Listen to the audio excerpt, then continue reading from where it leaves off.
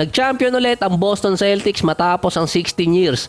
Eksakto ngayong araw huling nag-champion yung Boston since time ni Kevin Garnett, Paul Pierce at Ray Allen. Lock-in pa naman sina Kyrie at Luka papasok ng arena. Kaso mas lock-in yung mga players ng Celtics. Nakakuha na rin ng championship si Al Horford, ang pangalawang player kay Carmelo na may pinakamaraming game sa postseason na walang championship prior nung Game 5. Natawa na lang si Brown sa picture ng isang fan na anak ni Tatum si Luka at itong si Kyrie. Naunahan pa makadalawang championship ni Holiday si Giannis, binitawan kasi. Nung dumating ng Bucks si Holiday nag-champion, nang pumunta ng Boston nag-champion din. Si Jaylen Brown naman ang tinanghal na finals MVP ng series, lalo na nung first 3 games ang final, siya talaga yung isa sa main man ng Boston Celtics.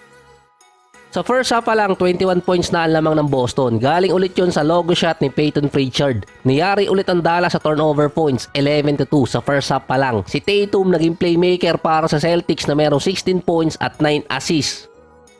Si Jaylen Brown naman nasa 15 points at 4 rebounds. So naglaro na rin si Porzingis off the bench. Ilang pass break play din ang nagawa nito si Jaylen Brown. Yung defense talaga ng Boston hindi makalusot yung Mavericks. Si Kyrie nadidenied pa ni Sam Hauser. Si Brown bantay sarado si Luka kahit nasa backcourt pa lang.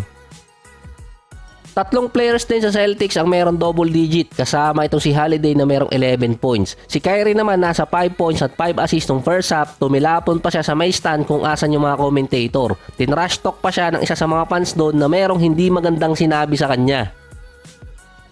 Si Luka nasa 9 points, walang 3-point shot. Ang napansin doon, yung depensa pa rin ni Luka, nagkakaroon ng butas ang Dallas kapag nalalagpasan siya sa passing lane. Si Luka hindi sumusunod noon. Merong mga open shot pa ang Dallas na hindi pumapasok. Naibaba naman ng Dallas yung lamang na yon sa 19 points, pero umabot pa kasi yun sa third ng 26 points. Kita na sa body language ni Luka na parang umayaw na. Kahit meron pa siyang 9 points on third, si Kyrie nasa 4 points, 1 out of 4 mula sa field. Si Tatum nasa double-double na, 20 points, 6 rebounds at 10 assists sa end of third.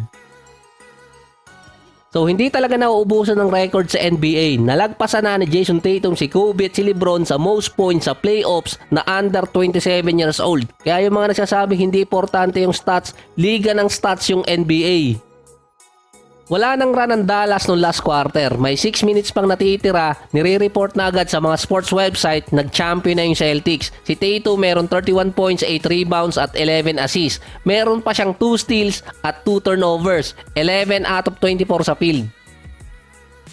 Si Brown naman meron 21 points, 8 rebounds, 6 assists. Dalawang player lang ang pinalaro ng Celtics sa bench nila na merong 16 minutes pataas. Si Hauser na merong 8 points pero yung defense kasi niya kay Kyrie. At si Porzingis na merong 5 points. Si Luka naka 28 points pa rin na may 12 rebounds. Kaso 7 turnover.